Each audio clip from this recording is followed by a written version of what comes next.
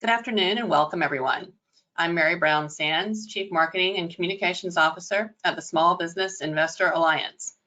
The SBIA is the Association of Senior Investment Professionals focused on the lower middle market, whose members represent the entire private capital ecosystem. It is an alliance for professional fellowship, business opportunities, innovation, regulatory expertise, and market data. And we are pleased to bring you today our Lunch and Learn webinar series with the session, The Current State of SBIC Licensing. Our educational webinars provide valuable content for our members, industry colleagues, and when the topic is relevant, the management teams of investor-backed portfolio companies.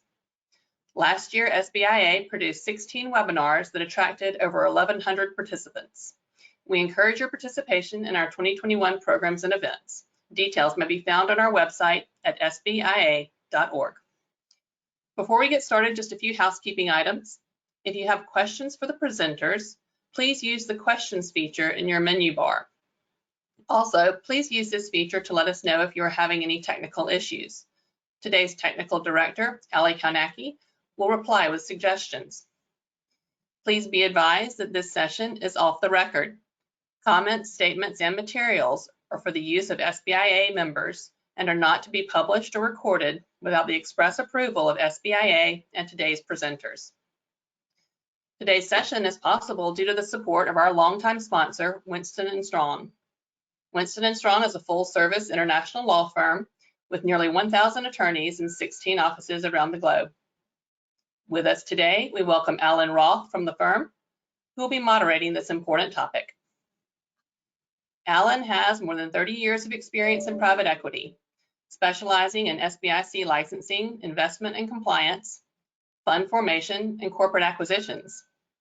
He regularly represents private equity sponsors in the pre-licensing and post-licensing stages of the SBIC licensing process. We're thrilled to welcome two special guests for today's discussion from the Small Business Administration. Joining Alan is Art Spivey, Director of Licensing for the Office of Investment and Innovation. Art is responsible for the executive leadership of SBIC licensing operations, and he is a member of both the investment and divisional licensing committees. Before taking on his latest assignment, Art was chief of the licensing unit for almost 2 decades, where he led the overhaul and modernization of the agency's license review process. From the investment division, we also welcome Jason Powers. As chief of SBIC licensing, Jason makes the first analytical recommendation to the director whether to proceed with the licensing process. He also recommends final action on eligibility requests and applications submitted by SBICs. Finally, we appreciate having SBIA President Brett Palmer as part of the discussion today. As the association's president, Brett strives to foster a healthy environment for small business investing and a strong lower middle market by putting his decades of public policy experience to work on behalf of the industry. Our speakers' full bios may be found on our website, and we encourage you to review them along with information about SBIA news and events.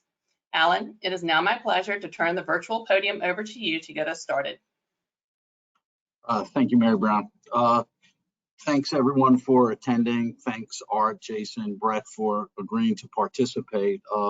Before I turn it over to Brett for some opening remarks, I just want to sort of level set that the SBIC program is live and active despite COVID. As of 12/31, there were 303 SBICs. 234 of those were debenture SBICs, 10 were participating securities, and 6 were SSBICs. The total capital in the program continues to grow and is currently at $33 billion, made up of $14 billion of debenture leverage and $19 billion of private capital. Leverage commitments issued in 2020 were $2.1 billion, and in the first quarter of the fiscal year, which is October 1 through December 31, another $800 million in leverage commitments were issued. So on a track to exceed the $2.1 billion issued in 2020. SBA is continuing its examinations on a virtual basis with 276 exams conducted in the last fiscal year. And Jason will give us more details on this, but new licenses in 2020 were 26, 12 being new entrants into the program, 14 being subsequent funds. And Jason will bring us up to date, but as of 12/31, in the beginning of this fiscal year, there were 6 new licenses issued, 5 debentures, 1 unleveraged fund. 2 of those were new funds, 4 of those were subsequent funds. And then from a financing standpoint, financings were down last year, not surprisingly, presumably because of the slowdown of COVID in the beginning of the year. So the total financings by SBICs was $4.8 billion, which is a bit down from the $5.8 billion the year before. But in the first quarter of this fiscal year, financings popped back up and were $1.4 billion, which would total back into that mid $5 billion range. So the program is very active, going on both the licensing and on the financing front. With that, let me turn it over to Brett, who has some opening remarks on the program and what he's seeing out there from a legislative standpoint. Well, thank you very much, Alan, for your support and your firm support of the SBIC program, and to share some of your wisdom today. I'd also like to thank Art and Jason for participating. We have several hundred people on the line watching this webinar. This is always one of our most engaging and important issues for new funds that are in formation, as well as funds that are coming back for an additional license. For those of you that are this is your first time going through the licensing process, I would encourage you to really listen to what Art and Jason are saying and to share the wisdom that Alan is sharing to make sure that you really understand it, because this is a process that's a little bit different than what you're used to, but it's a positive process and it's really worthwhile. I would also encourage you to talk directly to the SBA. They're approachable, they work in good faith, and they really want to make sure that that you get through the process. This is not a gotcha process. That's not what they're about. That's a waste of their time. It's a waste of your time. This is collaboration with requirements. And so don't be afraid of reaching out and working with them, and we're working with good experienced counsel as you're preparing your applications. But I'd also encourage you to meet other SBIC funds. This is a very collaborative industry. Folks do help each other. They help each other. What's working in fundraising? What are some of the hiccups people ran into when they were going through licensing or operations? We really want to make sure we're sharing best practices. This is a collegial group of folks, and we really want to make sure we're maintaining that. So with that, let me turn it over to Art and Jason, and thank you very much for participating. And please, if you're not a member of SBIA, please join, and please get your college to join. So Art, Jason, take it away. Thanks, Brett. Art and Jason. Now, Jason, you're the chief. Art, you're the director. What does that all mean? What are your roles now in your current position? So, because thanks for putting up the organizational chart. How does it work, between the two of you? What's the division of labor? What are your separate roles? First of all, I want to thank you for bringing this question up. It's frankly, we've been remiss in the past about not addressing this a long time ago. I frankly know it can get a little confusing to outsiders. Government, we love to use acronyms, and frankly, SBA has shown just relentless creativity in devising all kinds of new titles and buzz terms. And so we've got grand poobahs and masters of ceremonies and directors and chiefs and everything else. Who knows if Meghan and Prince Harry stick around, maybe they can knight us, and then I can finally be King Arthur and Jason can be Sir License-a-Lot. But to try to clarify a little bit, first and foremost, as it relates to the licensing operation, you should really look at Jason and I as an integrated management team. That's how we like to operate. It's similar to the approach I had when Carol was here and she was my boss. We speak throughout the day constantly. We're pretty much like Will Ferrell and John C. Reilly's stepbrothers. We have lots of activities together, and we work very closely with the team that's been with both of us for a while now, and It's a very flat and interactive leadership structure. But in terms of formal responsibilities, Jason is my sergeant. He now runs the licensing team of analysts, first line supervisor, and he's responsible for assigning and supervising their workflow, case priorities. He gives them kind of the first line, direction and advice in terms of, managing issues that come up in the licensing process. And he's performing the first cut on review of comment letters that go out, as well as initial recommendations for action, whether it's on a phase 1 green light or a phase 3 license approval. Level up as the director, my responsibility is act as a heat shield, frankly, for Jason and the analysts. I'm the interface with the senior most leadership at SBA, including the administrator and hopefully soon an associate administrator to head up our program.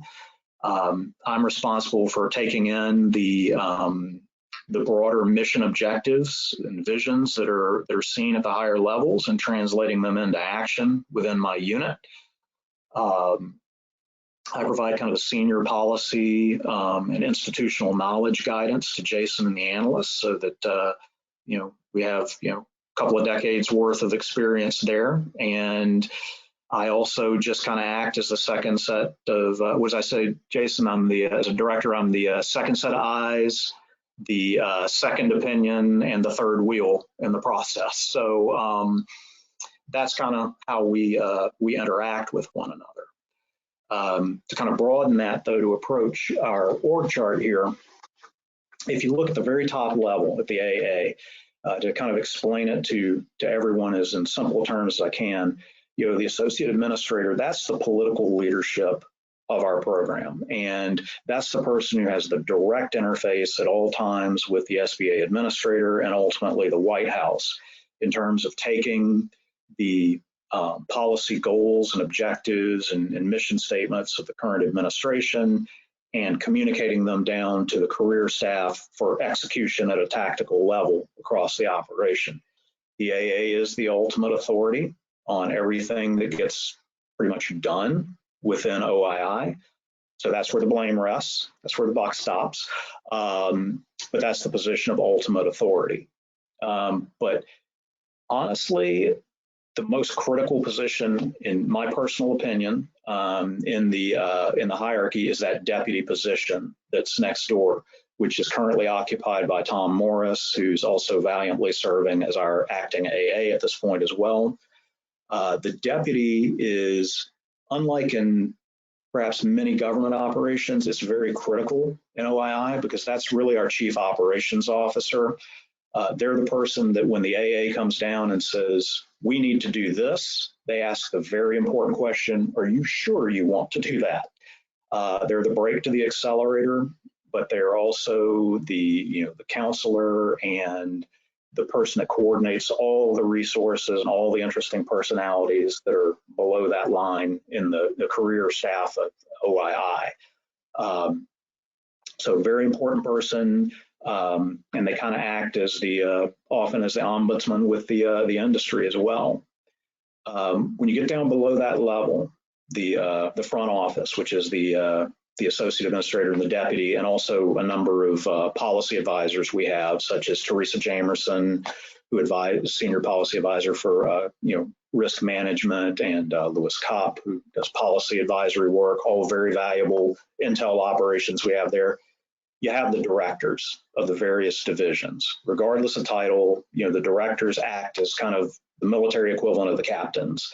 Once the front office decides which direction we're going, our responsibility is to take those mission objectives and translate them into reality. How can we best get there using the resources we have?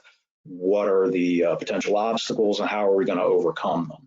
We're the ones where the rubber starts to meet the road, and we each have our functional responsibilities. Sam Boyd, up in program development, handles our marketing and outreach efforts and our business development. He's out there trying to recruit new applicants to the program. try to work with new institutional sources of capital, and just providing a general market presence for us and helping get the word out and develop business, for the agency across the industry. Director of licensing, I don't know how that superstars thing got in there. It must be Microsoft, just recognizes excellence. But he kind of explained how we operate. But we're the front end, the financing end. We are the ones who work with prospective applicants and are responsible for the full review and vetting of applicants and determining who's going to ultimately get recommended for a license in our program. Once we close out with you, hopefully in a very successful manner in your license, you move over to Paul Salgado's shop. He's the director of operations. It's portfolio management. They are responsible over there for overseeing, monitoring your ongoing progress, both financial and regulatory compliance, as well as processing leverage requests, and just kind of keeping the money flowing and the operating licensees actively monitored. We have Heath Morris, who's our director of examinations, has done a phenomenal job coming in and taking that over. The examiners come out on a routine basis to make certain, perform their reviews, make certain that you're operating in compliance with our regulations and that everything that we're getting in terms of financial reporting is sound and accurate. We have our director of liquidation. Currently, the acting there is Jake Lewis. Hopefully, you never have to interact with them, but they're good people. They're very professional, and they work with SBICs where things don't always work out completely according to plan, and they try to achieve as positive a resolution as possible all the way around for SBA, the LPs in the liquidated fund, and even with the GPs to the extent they deal with us in good faith. And then finally, last but not least, we have our all-important director of the Office of Business Operations, Marja Madry. Marja's shop handles our budget, IT, overseeing that, all the functions that keep the lights on and keep the wheels moving at SBA. A dropping below that level are the chiefs. Talked about Jason. His compatriots are the same in each office. Those chiefs, there are sergeants. They're the ones that are right down there at the operational level making things work.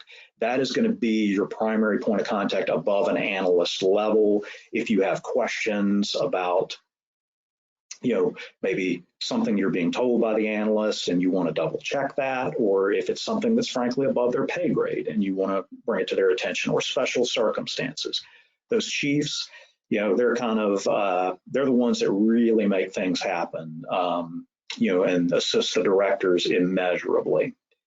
And then who's only referenced here at the very bottom, but to the heart and soul of the division are the staff people, the analysts. And that's the people you really want to try to interface with.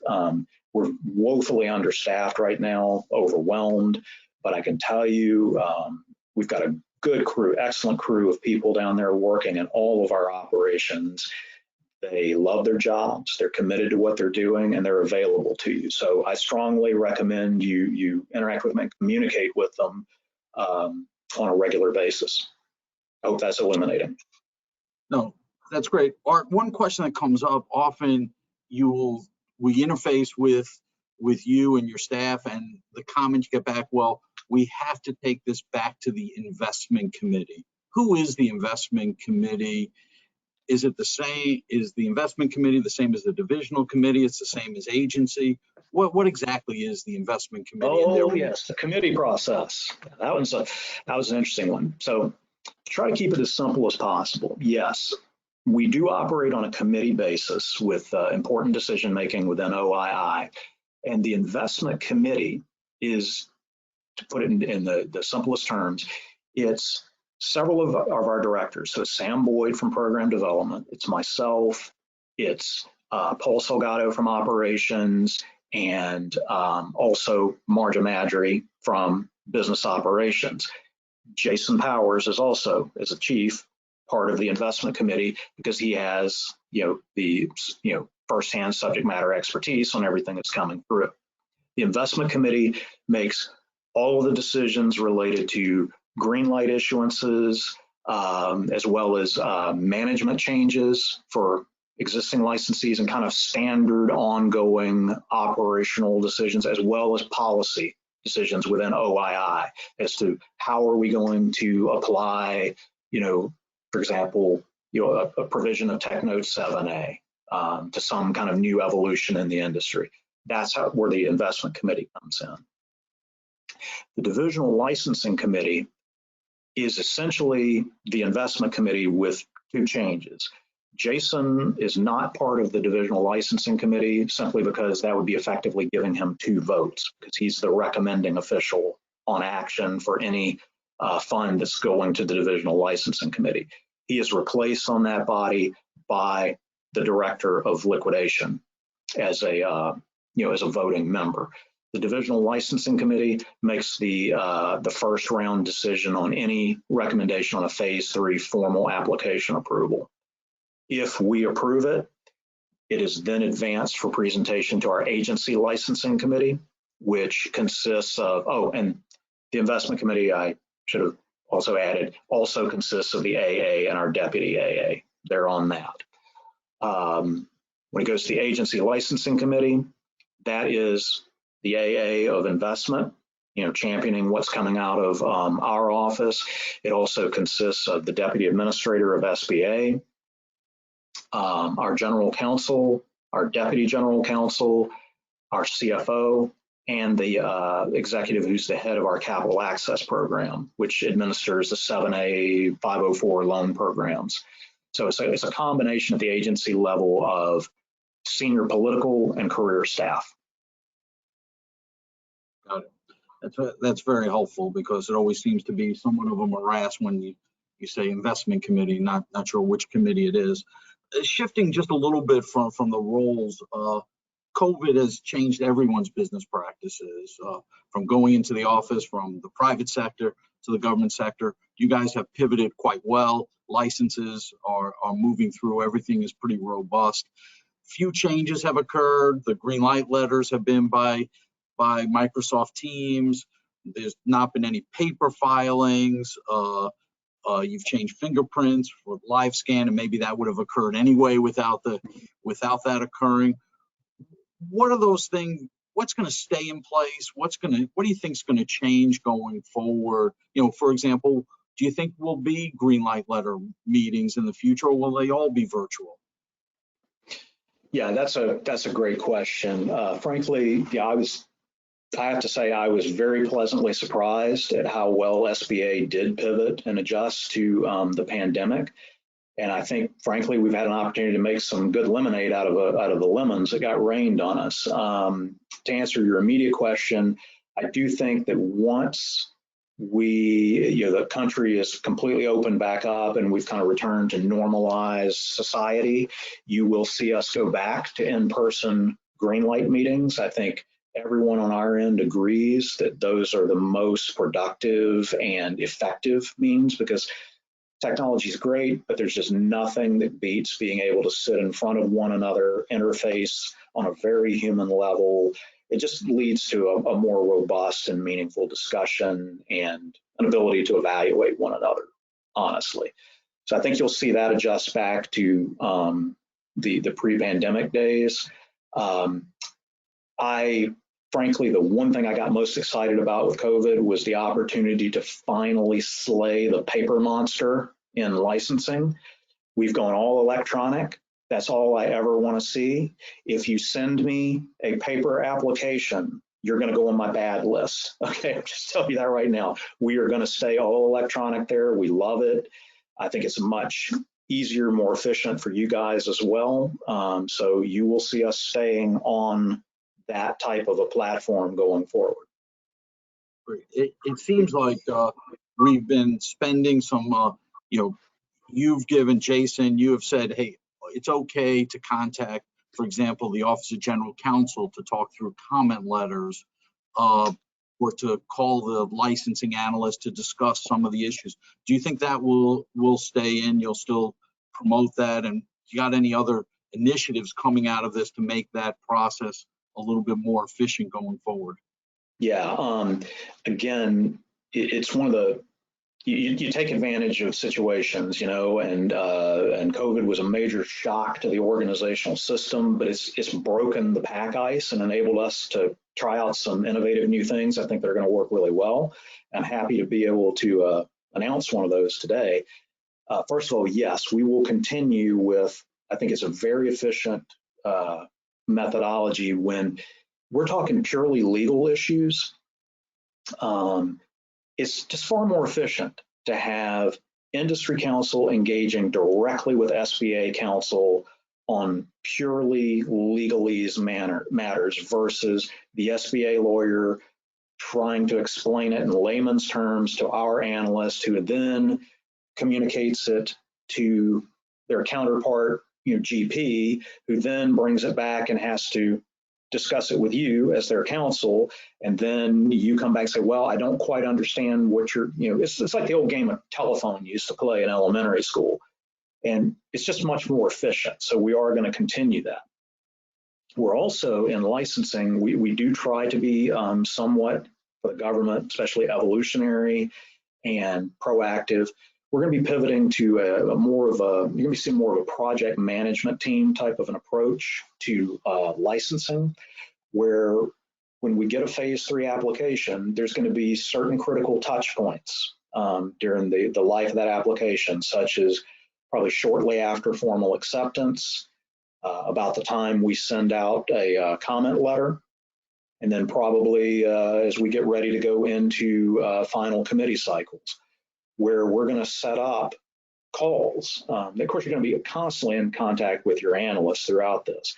There's going to be established calls where I and Jason are going to be on that call with the analyst, potentially someone from our legal office, but with the GPs. And the idea is going to be to take a project management team approach, like initially setting out like, okay, here's our process. These are some things we think are going to be real issues that we're going to need to flesh out as we go through this with you in phase 3. These are going to be the asks. Do you have any questions about that? Here's how we're going to approach it. It's a two-way street. It'll be an opportunity for the applicant to lay out like, okay, well, here's some structural issues we think we're going to be having to address with this major LP that we brought aboard, or here's something we're seeing developing in the market and how we may want to respond to it. What do you guys think? And the whole idea will be to establish some milestones and make us a little bit less of a black box to deal with in terms of like, okay, I know based on where I am currently in the pipeline, I can expect probably, no shocking events occurring otherwise, to be receiving an initial comment letter, in X weeks or X months or whatever. And I already know ahead of time, SBA is going to be concerned about the following areas, so I should probably be going out and getting my ducks in order and gathering information to respond to these things. And as we go into the comment letters like, hey, here's a sneak preview, or this is what's coming out to you. What do you have questions about? What could we possibly resolve over the phone with enhanced understanding versus engaging in a pen pal relationship here? And finally, same thing for the committee process. So the idea is going to be to make it more interactive. It's frankly greater accountability for us internally in terms of making certain that we're communicating, with the applicants.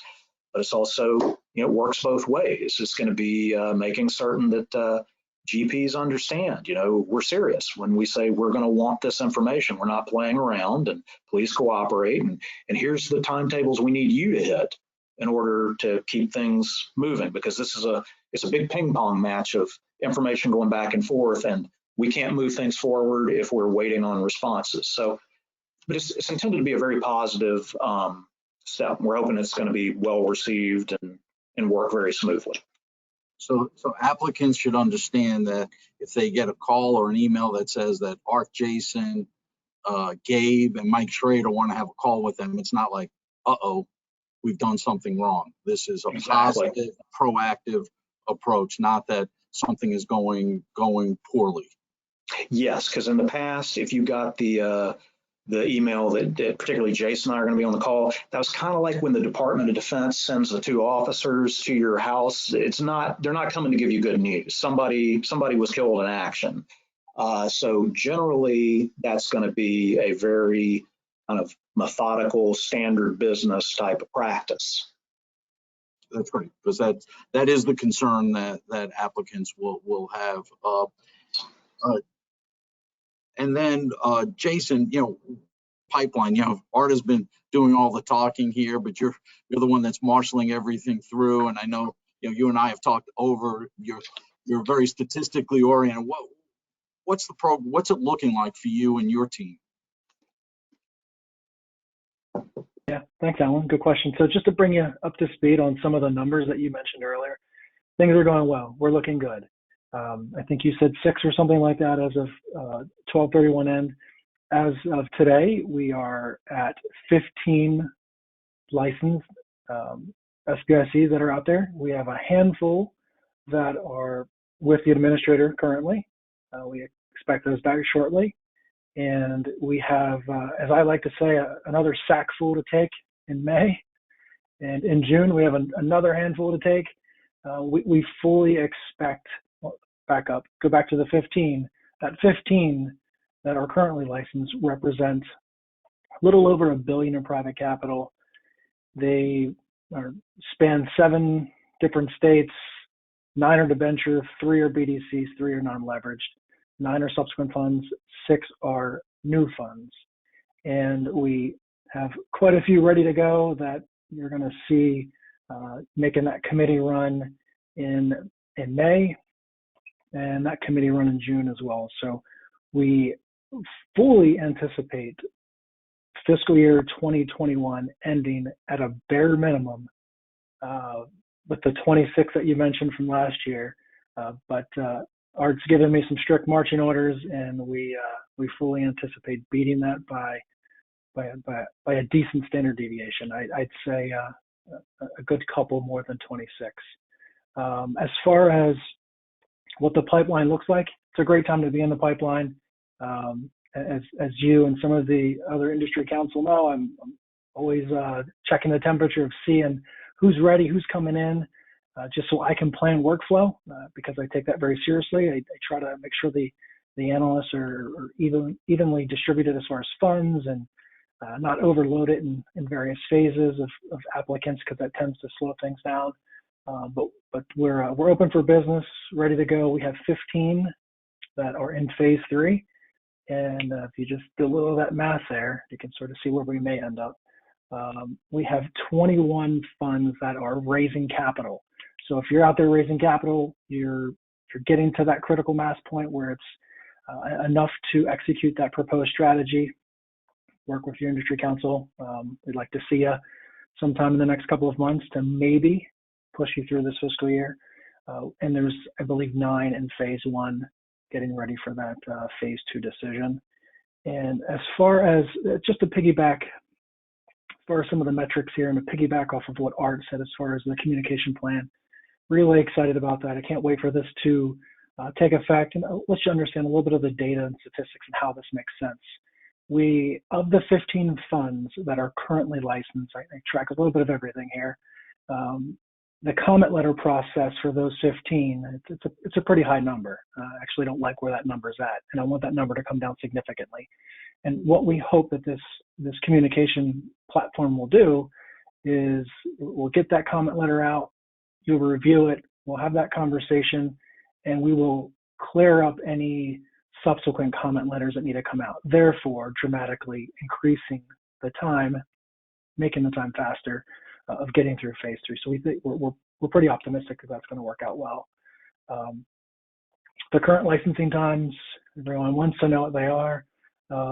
And just as a caveat, there's a story to every single applicant. The current phase 1 time is right at 4 months. The current phase 2 time, it's right around 6 months, 5.9. That's the time it takes you all to raise capital and come back and see us for phase 3. And the phase 3 time is at 7 months, 7.5 actually. And I will caveat that and disclaim that we had a dismantled committee process for a handful of months with the administration change. So that's really a bad number to look at. It's, the analysts are actually doing a fantastic job. It's much faster than that, but we had about 2-3 months added onto that time. So the phase 1 to phase 3 time in and out is under 12 months, but we're working on ways to make that much faster. So hopefully that answers that question. That's very helpful, and it's a robust pipeline. Now, when you have and Jason, either one or both can answer. Someone's in the program. We'll talk about that in a second. But a new fund comes, and they usually come in two varieties. You know, an existing fund. They're saying now we think the program makes sense. And then what we're seeing a lot of these days is new funds coming together, groups that really haven't been in a fund. What are the things that you look at in that context with sort of the new fund coming together, the characteristics that make them a good applicant versus, no, this isn't really what we see? Understanding everything is fact specific for a group, but do you have any high level views of that? Yeah, I'll field that one. Yeah, first of all, we encourage, we want to see new funds entering the program. You know, we love our existing operators, and we like to maintain excellence within the program and keep people coming back for funds 2, 3, 4, 5 on down the Roman numeral series. But we do want to aggressively grow the program, and that means new entrants. And we do understand that with new entrants can come some, interesting, analytical challenges.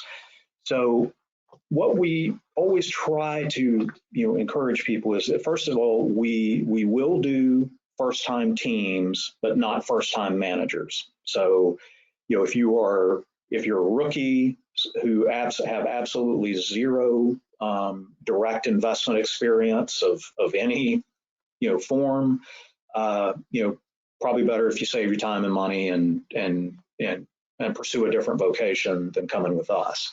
But to the extent you do have some experience, we don't require that you have to have already operated a prior fund. And I think that really sets us in a different category than most institutional fund-to-funds counterparts in the private sector, who they typically don't want to do a lot of emerging managers. A few do, but it's not commonplace. We will do that. But we look at a variety of characteristics, and we look at it in a mosaic. Okay, so we're looking at experience, like what is your track record? What type of experience do you have? How deep is it? What were the results? How successful were you? How much of it's realized versus promissory? There's got to be some realized element to it. We've got to be able to see a report card. The second is we're going to look at the cohesion and composition of the team. Is it balanced? If you haven't worked together in a formal fund setting before, do you at least have prior relationships, business relationships that are meaningful? Have you been on boards together? Have you co-invested together? Have you been in a prior corporate entity as co-workers in the past? We really prefer not to see a complete blind date team. If you all met on Craigslist a week before filing the MAC, it's probably not going to go as well. But we're going to look at these other factors, because as most people out in the industry, I'm sure, would attest, SBIC partnerships, they're much more like a marriage than they are corporate employment. It can be high stress. It's a lot of interaction. It's way more than 40 hours a week. So we're going to be looking for some evidence of the interpersonal chemistry and good fund formation and governance procedures, best practices, to try and ensure that it's as cohesive a team as possible. We're going to look at your strategy to make certain that it fits our regulatory parameters, but also that it makes business sense and dovetails with your prior experience. It's perfectly acceptable to have something where you're evolving a strategy from what you were doing previously, as long as it's a logical and incremental jump, versus if you're going from doing senior loans to manufacturing and distribution businesses to saying, well, we want to do now we're going to do early stage venture in biotech. That's not going to work. And then we're going to look at character. It's very important. We do a lot of diligence, and it's important for us to see that you have a good character and integrity, that you're viewed as people of your word, of being good business reputation, that you pay your taxes, you follow the laws, and that you're not somebody who gets in an inordinate amount of litigation or busted partnerships. And we kind of weigh that all out, as a whole. Got it. That's great. So one of the things that you and I have had a lot of discussions on this, and not in theory, but in reality, disclosure. New fund comes in, and they don't disclose, or they say, well, it's been expunged. Tell us, sort of bury the myth about expungement and what should be disclosed when going through, small, is it the misdemeanor or something that's been pled down, or is this really everything over disclosed? Yeah. Here's a simple mantra to remember. When in doubt, bring it out. We discuss it, you're covered. But as it relates to this, disclosure absolutely is a critical issue. And frankly, it's a much bigger problem right now than it should be. And we've been executing denials based on this very issue of non-disclosures of prior arrest records, litigation, corporate entanglements, you name it. What we tell everyone is we understand that some people had much more interesting pasts than others and more colorful. If you've had a prior arrest for something like a DUI, or possession without intent to distribute, or for fraternity hijinks, maybe a criminal trespassing charge in or somewhere, we've seen it. We've seen it plenty of times. Disclose it, even if it was expunged. Read the questionnaire very carefully. We are driven by, we word those very specifically. It's have you ever been, not have you ever been, but it was expunged, or it was really not that important, or there were lots of other circumstances. That's not your decision to make. You bring it to us, you give us facts, we'll handle it very discreetly and confidentially, and we have a lot of experience with it. There's more people than you might think out there in the industry that have these little things in their track record, and we're used to seeing it. As long as it's not a pattern of behavior that's indicative of a bigger problem, like if you have 4 or 5 DUIs, we probably got a bigger problem, or something that's got a direct nexus. You were convicted for embezzlement. You're not coming back to us, but bring that out. And let's have an opportunity to have a conversation about it and discuss it. And from, like you said, from personal experience, we are very fair and balanced in that. And if you bring it to our attention, we can discuss it, and can often, through understanding all the additional facts, we can get you where you need to be. But it's all about making truthful statements, because you might view it. I can understand where somebody at first blush might say, well, it was for vandalism when I was in college. It's just one arrest. I forgot to disclose it. First of all, I don't buy forgot. I was falsely arrested when I was in college, and I can tell you the exact date, the name of the officer, circumstances. I can recall it all. It's very memorable. The only people that forget are people that are either lying, or people that are professional criminals and have quite a rap sheet. So tell us, and then we can go through it, and we can cover everything. But it's all about, can we trust you? Because if you'll make a false statement on something small like that, it's a pretty fair indicator. And we've done this on lots of past history and learning from experience. It's a good indicator that when something really important comes up, like giving us a true valuation of a company that would put you in capital impairment, you're probably not you're gonna fudge the facts there as well. So it's important. All right, let me ask you a follow-up on that, because criminal ones are pretty straightforward. You're right. I mean, you need to know if you got arrested. That shouldn't be shocking. Litigation is pretty straightforward, because those are formal actions. The corporate entanglement one is a little more complicated. Can you give more color on that? Because corporate entanglements, they're NDAs, they're non-disclosure agreements, they're things people just feel they're not allowed to disclose contractually, and some of that's normal part of business. What's the best practice that you recommend for people on that one? Well, I can understand it, but there's, we've certainly dealt with plenty of those in the past, whether it was NDAs related to separation from a large financial institution that just has a standard, if you depart, you sign an NDA, or departing a partnership, or we've had situations with, past litigation or things of that nature. We've been able to typically get there by getting other parties to sign releases to share the information strictly with us as the U.S. government as part of our official review processes. And we're very good about handling the information and keeping it appropriately confidential. But if you have a question, again, if you have a doubt, bring it out, mention it to us, and we can then give you some guidance. We're not looking, again, think about what I'm saying. We want to grow the program, so we're not trying to find ways to say no here. I want to be very clear about that.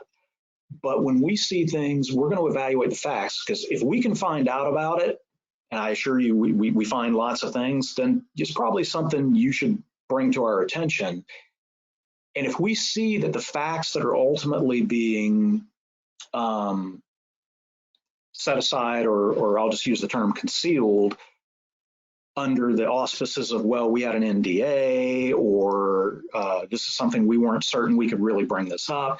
If we see it's something that, yeah, this would actually materially influence SBA's decision-making, or it represents materially adverse information, that's going to be a problem for us, versus you had an NDA with your ex-wife regarding some, a divorce and just going over property, or things like we've handled medical records in the past where, you've had an individual that maybe had some type of, mental health issue, and they were let go, or there were issues related to that. We understand that and can handle that appropriately. And we're not looking to be overly invasive, but if there are material provisions that are going to would carry a significant amount of gravity in terms of how we evaluate you as an applicant, you need to make them available to us for our decision making.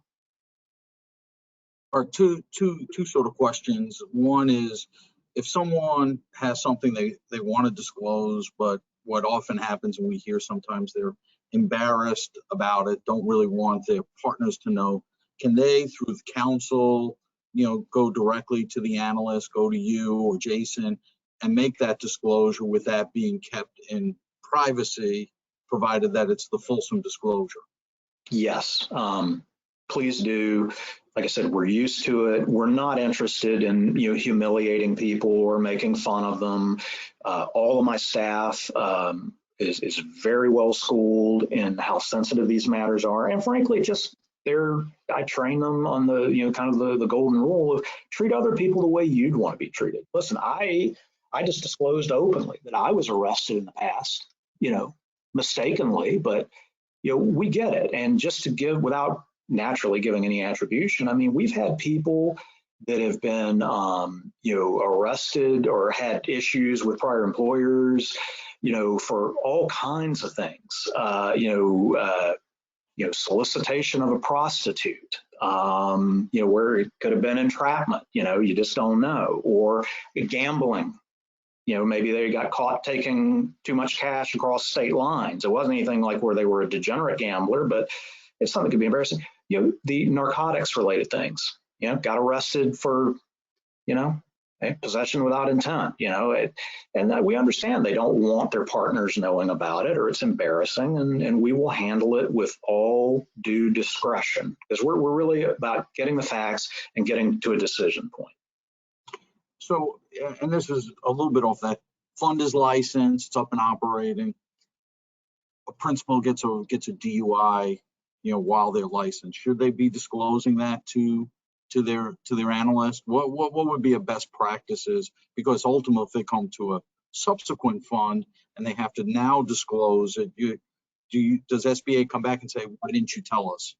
Yes, it'll happen. Because again, it gets down to the honesty test. And to be clear, it's not like we're doing a policy where, okay, in addition, you got arrested for a DUI, in addition to losing your license and having to go take the classes and maybe doing jail time, SBA is going to kick you out of the SBIC. No, but again, it's just a basic honesty and integrity test. You're required to disclose these things to us because, again, it's our decision as to whether it's major or not. It's not up to the individual to decide, well, this is the threshold of the arrest that I consider to be material. No, that's not their decision to make. You report it to your analyst, and again, we'll handle it with all due discretion, and it'll be something that'll be handled appropriately. And if it's something where it looks like frankly, there but for the grace of God go I type of an issue, there's not going to be a problem. But if it's something that like, okay, this really falls squarely in the category of a direct nexus to bad behavior in our program, then you will have a problem. But communicate with us. No, that makes sense. Before I ask you some questions on some subsequent funds, Jason, I got some questions, 2 clarifications. One was that you're saying the average phase 1 time has been 4 months, and which I think is correct, what you did say, my notes indicate. The second, just to confirm that, and then the second question is, you've gone through the process, you received a green light letter, you've been approved by divisional. How often does agency turn down a group when you've been through this process now for 4 months, 6 months of fundraising, 7 months of licensing, and now you get to agency and agency says, sorry? Does that happen very often? What's been that from a historical standpoint? Yeah, so that number is correct. It's of the 15 license, that's the average of the 15 license, 4.4. As I mentioned, there's certainly a story to every single one of them. I know of those that make up that 4.4 number, and there are very, very unique situations for every single person. One thing that we like to keep in mind, and I want everyone to know, is we don't want it to be a parking lot. Come in ready to play ball. Throw some fastballs. We can hit fastballs. We can occasionally hit some change-ups, because if you're ready to hit that fastball, you can hit change-up too. If you come in throwing curves, that's really going to slow that down. We have a very standardized, systematic process. We are geared and set up to get you in and out in under 120 days. Anything longer than that, it's probably something the applicant is doing. And I would be remiss not to give credit and a shout out to all of my team, because I know they're watching. I can't do that without them. They're the ones carrying the load. They're the ones doing it. I'm super appreciative of them. So that is a hard and fast number. It's what we're currently tracking, but there is a story to every single applicant. As far as the agency kicking things back, I don't have any historic stuff. Art will have that stuff, but the agency typically asks really good questions. They they're in a senior agency level position. They ask us really good questions. Sometimes they want us to get some more information on a certain topic, but they do ask really good questions from their senior leadership perspective. But I'll let Art talk about any historical stuff of them kicking anything back. Yeah, well handled, Jason. You passed an important trial by fire there. Alan threw you right in the deep end. I'll first of all reiterate the big bravo to the staff, because the licensing staff, this is the finest team I've ever supervised. They are just the heart and soul of the operation, and they do a phenomenal job. So please work with them. I think you'll be very impressed. Regarding the agency committee, look, I'm going to do what I always do, is I'm going to be very frank and blunt. It's varied over the years. So we can go back a few years and I can tell you some horror stories about what we were dealing with. And pretty much all kind of targeted at the political leadership composition of the individual committee.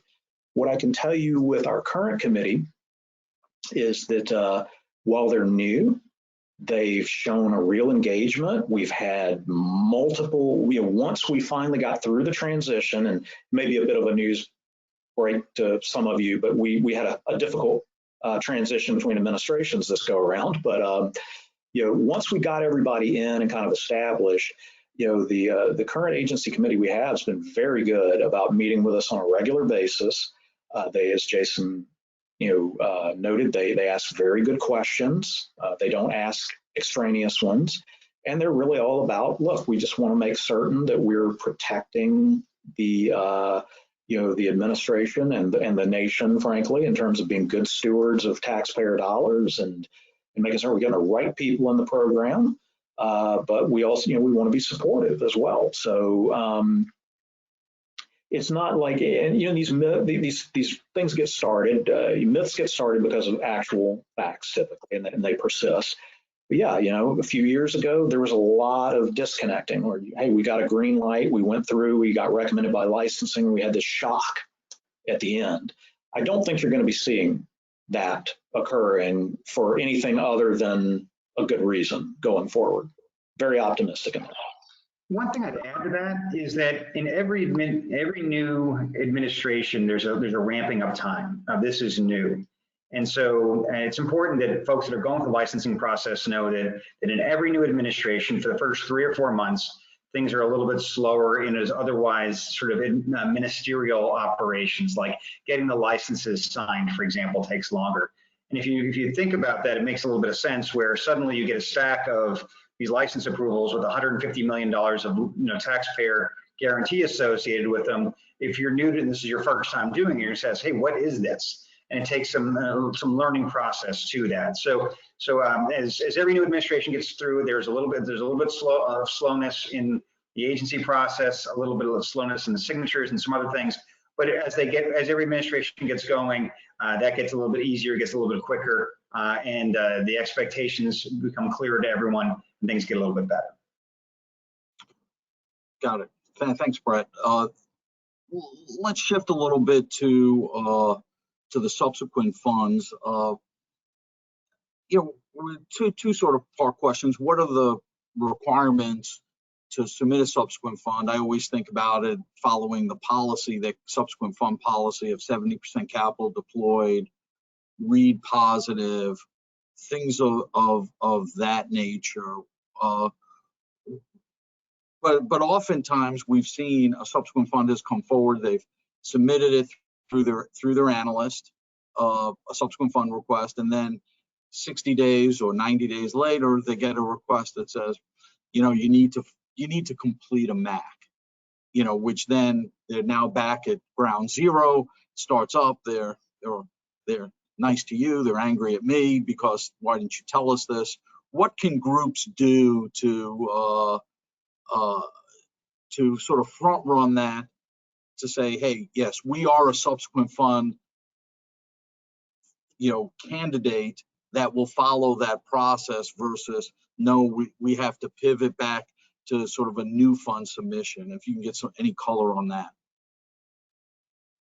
I'll jump on that one, Jason. I'll start by, I want to give a kind of a similar set of accolades to our operations staff, who they're really unsung heroes back there as well. Operations is woefully understaffed, even more so than licensing at this point. And the folks that are back there still are just working like dogs. Most of them have, I think, around 40 or 45 funds that they're managing, which would just be ludicrous for a private sector fund of funds manager. And they're doing the best they can. So be patient with them in terms of timing. But to answer the specific question about when do you, how do you know if you're going to have to do a new MAC versus a, just a straightforward subsequent fund request, is really kind of the key. And there can be exceptions, but the major buckets those fall into is if there's been a major management change. Not like an associate that's been promoted or a junior VP that's left, but if somebody is a really meaningful founder is not going to be part of the the new fund going forward, that's a problem. We're going to have to look at. We don't want to say it's a problem because it could be totally understandable as part of just kind of succession planning within the fund, but it's going to be something that we're probably going to say, do a MAC, because we need to go in and upfront do a careful evaluation of what the remaining team looks like in terms of capabilities and experience. And it's meant to protect you versus getting a surprise on that in phase 3. Second one would be if there's a material shift in your investment strategy. You're going from a more of a traditional kind of current pay debt oriented strategy to you now want to have a much heavier equity component. We have to go in and again do a careful evaluation of the principal team's experience and ability to pivot to the new strategy. And I'd say the third one that's a major category is if there's a significant change in the ownership and control dynamic of the team, such as it's been a standalone fund in the past, but now they're being acquired by a BDC parent. It could be the same people that are going to be on the investment committee of the fund, but if we now know there's going to be this parental organization that's going to be exercising influence and frankly signing the paychecks of these people, we're going to want to evaluate them a little bit more, and that's when you go through the MAC process. So try to communicate with your analysts and give them, this is where it really benefits and behooves you to be transparent as possible. Because if you just go to your analyst and say, hey, we want to put in a subsequent fund request, remember us, we're great, don't you love us? There's no big changes. It's just the same group you've always known and loved. Yeah, you're going to get past them. Then they're going to say, sure, just do a subsequent fund, but then you're going to get an ugly surprise when the details come out in the wash 60 to 90 days later. Versus if you tell them up front, I just had an inquiry come in from one of the analysts yesterday about that, where their licensee asked them the questions. They came right to me and I said, okay, this is one, we're probably going to make them, file a MAC. So they're going to go ahead and tell them and they don't lose time. So communicate. Got it. What about read? You hear a lot. Do you have to be positive read? Do you close to positive read? Will during the process of licensing, you'll become a positive read? How important is that from your metric standpoint as a gating item? It depends. It's case specific. I mean, we always tell people that in general, it's better to have positive read because just think about it. You're coming to us with red ink on your books. Think about how you would look at a prospective portfolio investment. If a company comes to you and they're telling you, well, we've got this great product, we've got the team in place, but they've racked up losses. That doesn't mean you're going to just say no. Plenty of SBICs invest in promising firms, but you're going to diligence it further. It's a much easier yes if they come to you and they say, we've already got positive EBITDA here. We're in the black and we're looking to take it further. So we're going to look at that. But it's all about evaluating. You're coming back to us. You're wanting us to double down and give you more leverage, okay? What are you showing us to reinforce us, to make us want to give you another slug of capital and trust you with another fund? What can you point to? So if you can show us a track record that's got, good, meaningful proportion of realizations, or if you're more current pay oriented, good operating income numbers, and it's showing that you're out of the J curve, et cetera, et cetera.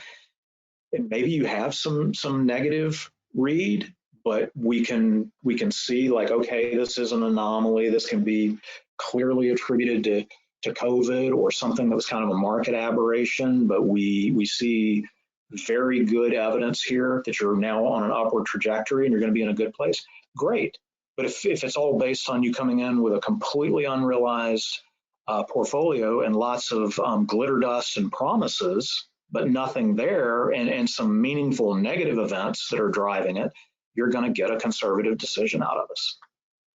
What are your thoughts on two aspects? One is, I think maybe I answer the question by asking the question, ongoing regulatory compliance by the funds while they've been in the program. If there were issues in the past, how seriously is that looked at? And then second, often you see, and this is maybe geared towards the funds that are doing more equity oriented, are exits. Do they need exits to come forward, or are you just looking at the overall return and the health of the portfolio? Okay, I tell you what, I want Jason to get to talk some, but I don't want to throw him in the deep water like you did. So I'll let him handle the regulatory, and then he can come back to me. Jason, you can either field the equity and the exits, or you can kick it back to me. Your choice. Well, the connection's getting really bad over here. No, I'm just kidding. So the regulatory stuff is a good question, Alan. Thank you. So to piggyback off Art again, the operations analysts are incredibly busy. They're doing a lot back there, and we know that. So when a subsequent fund, an applicant is looking for a subsequent fund, working with them, having a really good communication strategy with them is important. understand where you're at in your regulatory cycle. If you haven't been examined in a while and you think one's coming up, ask your analyst, your operations analyst, where you're at. Because when you come through licensing in the phase 3 process, that's something that we're going to look at. We have access to the examination database and we can sort of see where you're at in that cycle. And there may have been a no finding report. There may be a report that's coming out and you're really not aware of it. So having really good contact with your operations analyst, staying in contact with your examiner, they just because they ask you, a follow-up question, say, hey, well, what about this at the management company level? And you answer the question, you may think that resolves it, but you're not. It may not resolve it. We're not certain.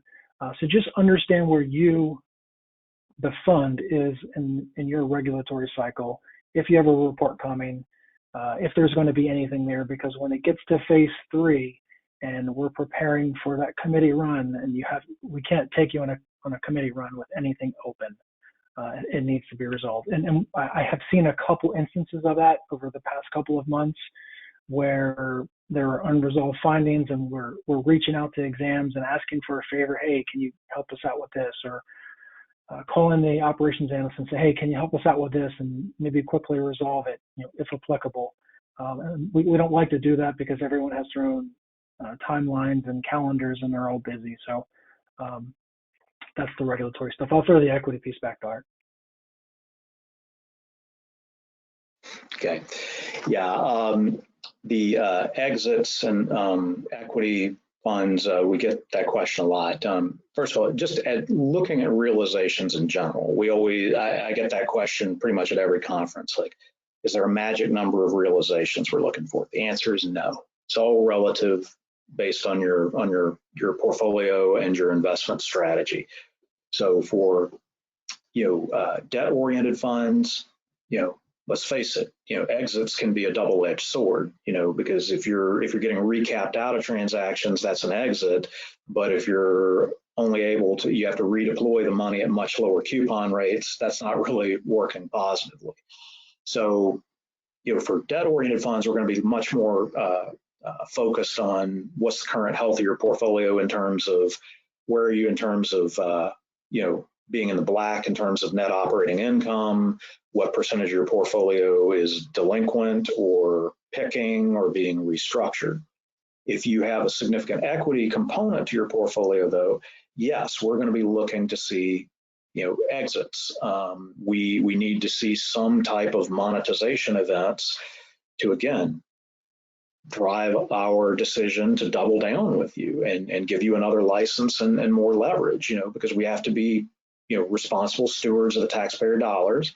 And we would be remiss if we were just kind of continuing to, issue more licenses, more leverage to teams ahead of prior portfolios cratering on us. So we're going to look at that carefully just to see, has there been enough of a demonstrated track record of realizations to be some type of an indicator that you are successful in pursuing your strategy, that it's not just you didn't get lucky on one fluke investment. But at the same time, we're going to be reasonable in terms of, we understand the timing of the market cycles, and we're not going to say, well, you have to completely exit your entire prior fund and basically take yourself out of the market for 3 years until, before we're going to issue you a new license. Got it. Brett, we're going over the time allotment. I had asked Jason and Art if they would come back for sort of part 2. So I want to be respectful of everyone's time and how we should handle this because obviously there's a lot more ground to cover, I'm saying, in the process than we've touched on here. You can go a little longer, and we'll be happy to do another one of these. One of the great things about Art and his team is that they want to get the information out. The more informed the audience is, the easier it is for them to do their jobs. So you can take a little bit more time, but we have some if Art and Jason have it. We can definitely do a follow-up sort of a round 2 and answer any other questions that people may not have been able to get answered yet. Let me ask you one more question, Art and Jason. Your thoughts are: one of the things that comes up is that every fund they say, I got a green light letter. I want to file my license application tomorrow. There's not one that has said, no, I'm going to take my time in putting it together. And they've gathered commitment letters, and they file their license with commitment letters showing 30 or $40 million. On the flip side, I'm hearing from limited partners are saying, gee, we'll give you a commitment letter, but we're really not sure, that we're going to subscribe. And that creates a tension as you go through licensing if the fund is not able to turn those commitment letters into binding subscriptions. What's your advice to funds on that? And then the investors, particularly those that are regular investors in SBICs, want to accommodate the funds because obviously they want to invest in them, but at the same time, if they find something that they back out on, or there's been a change in policy, particularly in banks, they pull back the commitment. They don't want SBA to say, we don't really like this group as an investor in SBICs. So what's your thinking on that whole process, commitment letter, subscription, something falls out? How's that all handled? Well, it's admittedly, we understand it can be a bit of a catch-22, chicken and the egg type of a scenario. But what the general advice that we give everyone is you can save time by taking time, meaning licensing is operated as a very strict, meritocracy-oriented triage. So it's not like going to motor vehicles or lining up for a COVID shot where you get your name, you stay on the system until you can get your appointment booked and you get in there and wait in line. We move people around all the time based on their ability to be ready to go. And as Jason alluded to, we have the operation now built for, we're built for execution and speed.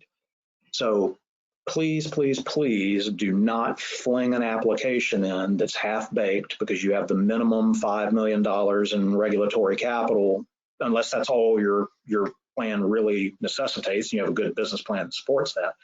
Don't fling it in just to get your foot in the door and then go through, to Jason's point, 5 or 6 rounds of comments with us as you're trying to go out and subscribe more investors. Phase 3 is not intended to be an extension of the phase 2 fundraising runway. And because we are now built for triage and efficiency, if we identify groups that we do think are squatting, there's going to be a tendency for us to move them towards, an adverse outcome, which is you're not ready. You need to withdraw. Don't park here. Like the old song, no parking on the dance floor. Get out here, you better be ready to boogie with us.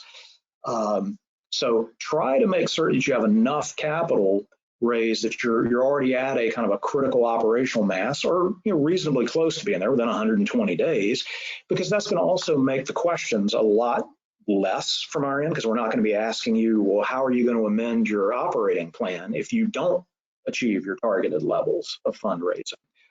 And it cuts down on the time also, because we're much more efficient if we can do a single batch processing of LP documents and side letters. It's just a lot quicker process. So please do that, and you'll move faster. You'll be in I guarantee you'll move faster through the entire process than you would have if you kind of wedged your way in early and then tried to kind of bump along. And then as relates to the commitments, we understand about how banks operate and how they want to kind of protect allotments. And there's still a lot of uncertainty in terms of where each fund's going to end up. We get that. Be transparent with us, though, and you just tell us when you file the capital certificate. Okay, these are the ones that we do have subscribed, and your analyst is going to ask you early in the process, give us an update on your fundraising activities and tell us, kind of triage them for us. And that's fine if you tell us, look, we're in conversations, with XYZ Bank or with this endowment, and this is where we are. Okay, we'll factor that in. But what you don't want to do, and what's created a lot of concern around this, is in the past few years, we've had people that have falsified capital certificates where they've put in like, oh, well, we have this bank we're putting them on. We're putting them on the capital certificate as a commitment. We find out the bank hasn't even taken them to committee. They've just said, okay, thank you for filing a package with us, but we're 6 months out from looking at you. That's going to be a real problem. That's a false statement. So just work with us and be realistic about it. And to Jason's point, Jason's really good about this, about trying to be proactive in his communications with applicants that are in phase 2. Tell them realistically where you are and what your timing is in terms of when you think you might be able to file and under what circumstances, because he's got a great touch on where each of his analysts are in terms of workload and case status, and he can help you time. Like if you think about like driving through traffic, like, okay, if you wait to get on the Beltway until 9:15, you're going to hit some open spots, and your commute's going to be a lot quicker than if you do insist on trying to wedge in at 8 a.m. at peak of rush hour. Got it. And then from particularly in the bank LPs, if a bank LP, gives, let's say, a $2 or $3 or $4 or $5 million commitment and then backs out of that commitment, does that raise flags for you? And will you be going to that bank and saying, what's going on here? Why did you withdraw your commitment? We could. I mean, we try to be as surgical as possible in the licensing process and not getting in between GPs and prospective LPs. We're very sensitized to the fact that can be a delicate relationship, and we don't want to be the proverbial bull in the china shop creating a problem. But if you tell us, okay, we have this bank as an LP, and then suddenly they're no longer an LP, yes, part of our diligence is going to be to go to the bank and find out why. There can be very explainable circumstances behind that. Hey, we got acquired, and our new acquirer said, we're not doing any more, these alternative investments, get out. Or we've just had a problem with our regulator, the OCC, and we can't do this anymore. Okay, that's understandable. But if it's anything other than that, or it's something where we smell, the bank got nervous for some reason and they just don't want to talk about it, that can create an issue. Again, we're not about it. It's not a gotcha culture. We want these things to go as smoothly as possible because our jobs and days are much easier if we get things efficiently to a yes. But we have to be diligent in terms of knowing who we're dealing with and their level of transparency and integrity. Got it. Brett, I think why don't we stop here? We'll pick out a date for part 2, and really want to thank you, Jason and Art, for spending the time, and Brett, you spending the time and really giving your views on the process and making it more transparent to everyone. Well, thank you for setting it up, and Brett, for everything you and your organization do. I mean, the kind of parting message I'd like to give everyone here is that, we're past the last few years, and the agency's really serious about, we do want to grow this program. There's an immense level of appreciation for what the SBIC industry does for the entrepreneurial community in this country, both in terms of financing dollars and also the value add, the success stories. That we tend to focus in these things on pitfalls and what bad actors have done, but I'm very happy to say that the vast majority of the ranks of this program and people that are trying to come in have been very impressive. They're folks that I respect professionally a great deal, and we're all about optimism, and we're really hoping to be emerging strong from COVID in 2020 and seeing a lot of really great things happening in the future. We feel we have we weathered some rough years, but maintained a very good overall working relationship with the trade association and with the rank and file members. I think iron sharpens iron, right? And I think we're in a much better position. So I want to just kind of conclude with that ray of sunshine and positivity. I'm hoping we got good times ahead. Well, thank you, Art. Thank you, Jason. And thank you, Alan. I think this was very informative for those that are in the licensing process or considering it. Again, I would encourage you all to work collaboratively with the SBA as you go through your licensing process. It's a great program that does great things, and the SBA is a really great partner. So with that, thank you very much, and we look forward to seeing you and working with you again. Thank you. Thank you, Alan. Thank you, gentlemen. Bye. And Okay. recording of the webinar. will be available to SBIA members and distributed in the daily debrief. We have additional webinars on the horizon, and we'll share details as dates and topics are finalized. You can find updates and membership emails or by visiting the SBIA website at sbia.org and by following our LinkedIn and Twitter accounts. In addition to our webinar series, the SBIA is bringing back our national in-person conferences in 2021 as everyone gets vaccinated and gets back to business, starting with our Deal Summit with Deal Links Conference in Chicago on June 2nd and 3rd. This event is currently waitlist only, though we may be able to open additional space as Chicago eases restrictions. Our regional committees are also actively organizing events around the country. Upcoming, there are 2 Sporting Clays events in Dallas on May 19th and in Pittsburgh on June 23rd. And the first SBIA golf event of 2021 is on June 10th in Mount Kisco, New York. These events are exclusively for general partners, limited partners, and investment bankers, and details are posted on our website. Finally, if you're not an SBIA member and would like to learn more about joining our organization, please contact my colleague Alex Frick by calling 202-628-5055 or by emailing membership@sbia.org. Thank you again for participating in our webinar today, and we look forward to having you join us again soon.